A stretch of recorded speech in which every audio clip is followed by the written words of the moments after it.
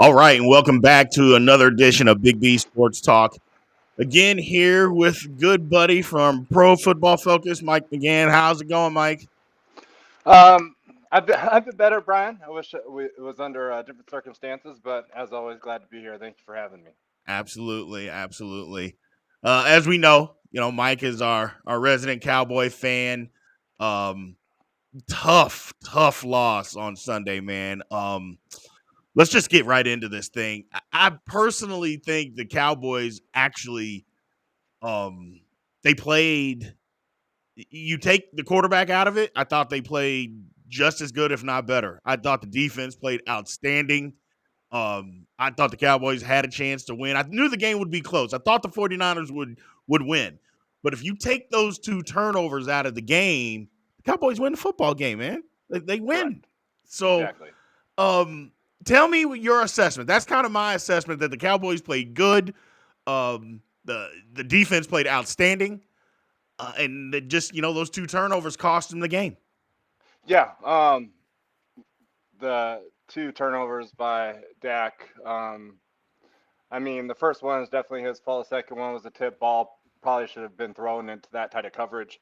What I thought was the defense came to play, and our offensive line, we got we got punched. They out physicaled us They on did. the line They scrimmage. did. So all credit to San Francisco. I think there's a little bit of home cooking on their side in terms of getting away with some holding penalties, um, but that's neither here nor there. They they did the job. They got the win, and Right. again, Dak Prescott and the Cowboys offense. I don't even think it's all on Dak Prescott. It's not. Kellen Moore, I think Kellen Moore is just as equally to blame Absolutely. as Dak in terms of the play Absolutely. calling. I mean, the play calling was atrocious as compared to what our offensive game plan was against Tampa Bay, and I don't know why Yep.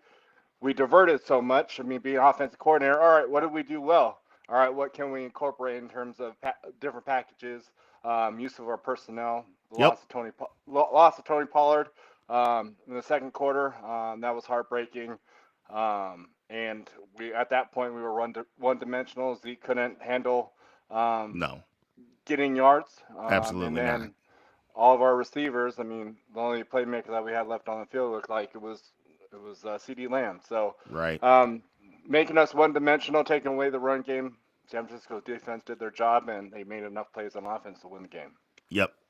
I mean, and to dive into that point a little bit, as far as Zeke's finished as far as every down running back. Yeah. That was proven because when Pollard was in there, they were getting yards. They were able to run the football with Pollard. And when Zeke was in there, they literally couldn't run the football. I mean, and it's sad, but that happens. That's what happens with running backs, man. They get certain number of carries and it goes. And when it goes, I mean, it goes like that, and it didn't just go this year. That I mean, Zeke hadn't been the same. I know he's got the injury, the knee, but it's just not there. The explosion, none of that is there anymore, and that's too bad. The point that I want to talk about, just kind of changing the pace, is when you mentioned that it's not all Dak, and clearly it wasn't. Kellen Moore, the play calling was atrocious. But let's dive in a little bit and talk about who wasn't there that could have been there that could have and would have helped. CeeDee Lamb was dominating the football game. Let's just get that out there. He was dominating the football game. Had you had Amari Cooper, the Dallas Cowboys win. And look, Yes. Michael Gallup, we love him. Well, you guys love him. But the bottom line is he came off an ACL injury. He wasn't ready to play. It looks like he rushed back. And you know how that is, man. When you rush back from the injury, then you just hit a wall because you're just not able to play anymore. The guy just wasn't ready to play this year. He got hurt late. He Yes. just wasn't ready. And they didn't have anybody else to throw the football to on the outside. I'm like, you're telling me that Amari Cooper can't help you? You get rid of the guy for a fifth round draft pick and $20 million that you don't want to pay that you actually had?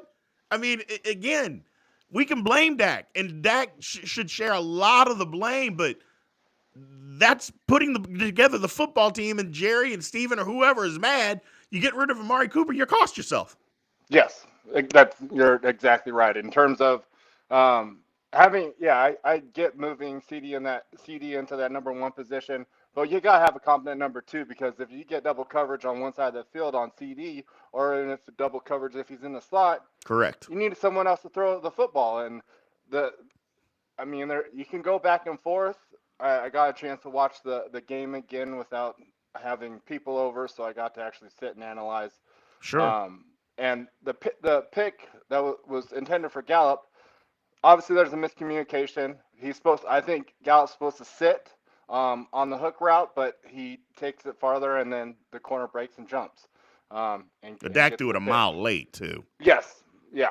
And then, yeah, to your point, I mean, I think we addressed that in free agency. I know we don't make splash moves in free agency anymore. Now that Jerry's kind of, not necessarily Jerry, but yeah, they're just not making splash moves in free agency. Right. So we're not going to get a free agent pickup that can have the potential to be a wide receiver one on a different team and bring him in and be a true number two with us. I Right. think they should have got T.Y. Hilton more involved. Yep. He was only in a handful of snaps. The handful of snaps when he was thrown to, he made plays. He made a great sideline catch for a first down. But yeah, I mean, you can't become one dimensional and then just let the defense pin their ears back and just rush the pass there and play man, and then have a single high safety on CD because that's your only Exactly. weapon. Exactly. But yes, yeah, no, I think we shot ourselves in the foot for getting rid of Amari. But again, that's something we need to address in free agency in the draft. So as far as the defense is concerned, the defense played really well, I thought.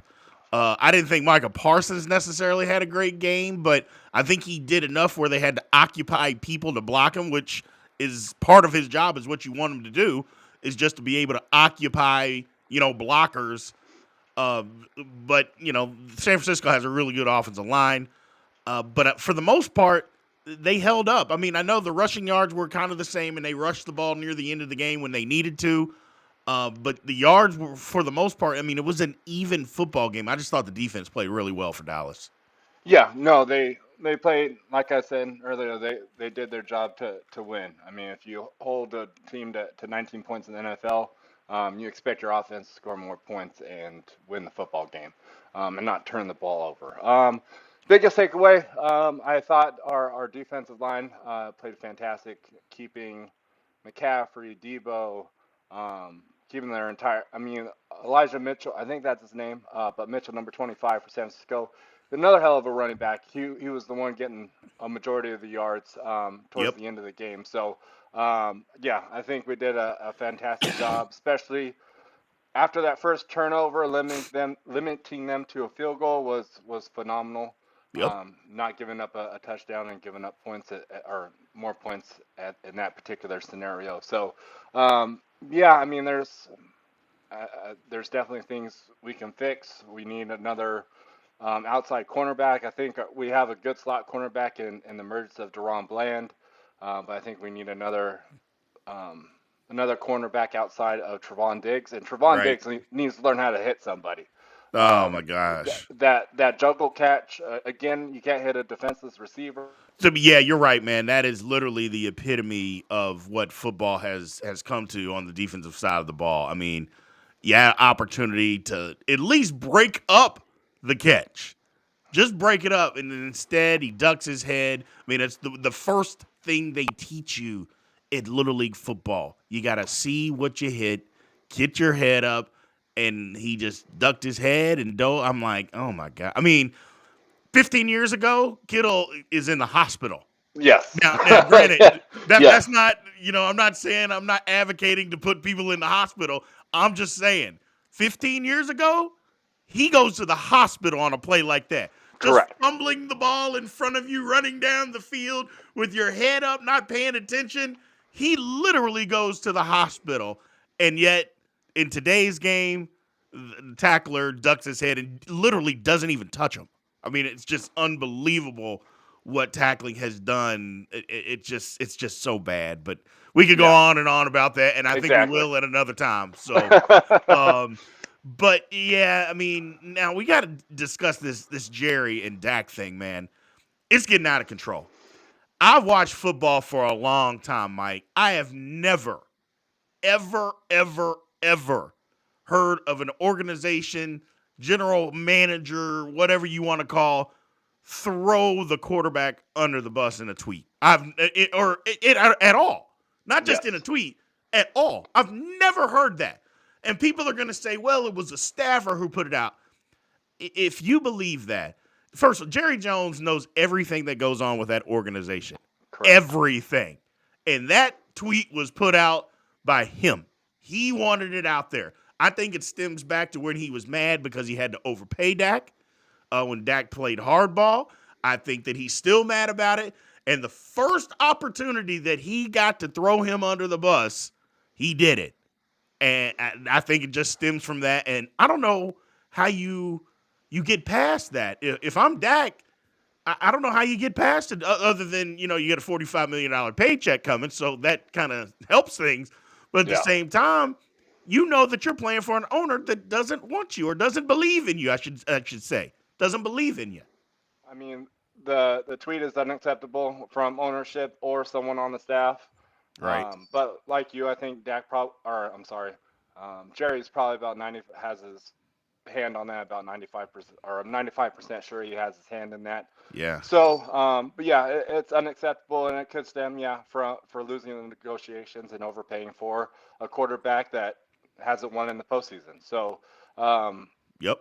again, you can win 12 games in the regular season and back-to-back seasons, and be one and done, or losing in the divisional round, and now it negates all that progress or the wins that you had in the regular season. So, um, I think, is it warranted? I mean, I would have that conversation with Dak behind closed doors, Right. but definitely not something to drag out in the public. And if I'm in Dak's shoes, I mean, I really don't. I Like you said, I have a $45 million paycheck coming. Do I swallow my pride and be the face of the Dallas Cowboys? Probably, just Right. because it's the most coveted, coveted and most high pressured position in football, or if not professional sports. So, Right. there's a lot that comes with that. I think he swallows his pride, um, and the only way he can prove a doubter wrong is to outplay and win in the playoffs. So he just got to put his money where his mouth is, and come out next season, and hopefully next season we're winning the Super Bowl. Oh, it's always the same thing. It's always next year. But I get it. Yeah. I get with Dak though. I mean, like I said, you're getting $45 million. Maybe you swallow your pride. I know his brother likes to tweet, so I'm not sure his brother's going to swallow his pride. So we'll see how that plays into the offseason. And kind of, piggybacking off of that point, the offseason, you kind of mentioned some things that the Cowboys got to do. I think the first thing they got to do is shore up the offensive line. Yes. I think that's the very first thing that they have to do. Look, they're going to move off of Zeke because I'm pretty sure. I looked it up. They can get out of Zeke's contract this year, get him off the books. People say trade him. They don't have to trade him. They can just cut him. I Mm-hmm. go and again, Zeke is not a bad guy to have around. But you know what, Zeke? If you want to play here, you're going to play for $1 million or you're out. I go, and we can get somebody to do your role for not even $1 million. We can get somebody to do your role for less. So Correct. it depends on what you want to do. I'm, Hope. I mean, Oh, go ahead. yeah, he went on record. I just saw on social media he wants to be a Dallas Cowboy. So have that conversation with him. I don't know how much of a pay cut he's willing to take, but if he's willing to take it, Yeah, um, then by all means keep him around and keep him a short yardage specialist. yeah. I mean, if is somebody out there gonna be a fool and pay Dak or not Dak, but Zeke, you know, $4 or $5 million a year, maybe. I don't think so. If you look at tape, I don't know why you would do that. Yeah. If you look at tape the last 2 years, I don't know why anybody would do that. But maybe somebody will. But I don't think it's going to be the Cowboys. Having said that, yeah, they got to shore up the offensive line. That's the first thing that they got to do. I don't think they're going to bring Dalton Schultz back. People I are think crushing that's a him. mistake. And that's the thing. I think you got to bring him back, but people Yes. are crushing him now. Those last two plays, and they were bad. They were bad, but I think you got to bring him back. I don't know if you have to pay him Travis Kelsey money, I go, No. because he's not that guy, or Kittle. He's not that guy. But you got to Correct. pay him. I think you bring him back because him and Dak have they have a chemistry. They do, which Yes. is the same chemistry that, he didn't have enough time to build up with T.Y. Hilton, which is why I think they just force fed the ball to CD, which was working. Um, Yes. but I think you got to bring back Schultz, but I don't think they do. I don't think they do. I think you got to shore up the offensive line. It's kind of what you said. You need some more corner. Everybody always needs more corners. Yes. So I think they got some work to do in the offseason to get better. And if they're going to keep the coaching staff, which I think they will, I'll go on record and say it. I don't care.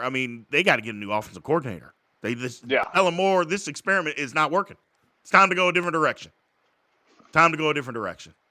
I mean, you could look at it. Yeah. I mean, you could look at it both ways. We did have the number one offense 2 years ago. So I mean, I think if we have the pieces in place, we shore up the offensive line. We definitely need a new left guard.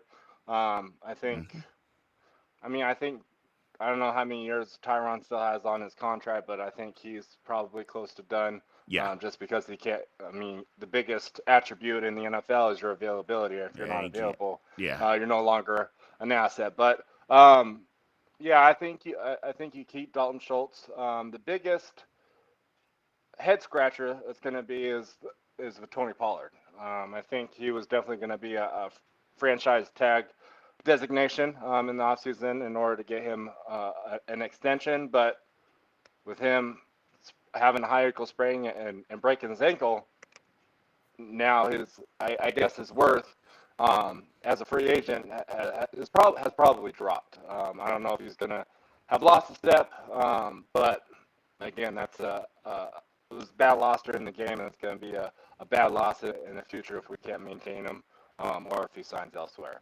Right. And then I think I know Van Der Esch is playing on a 1-year contract. I think his play in the game on Sunday night, give him another year deal Mm-hmm. or give him a couple-year deal.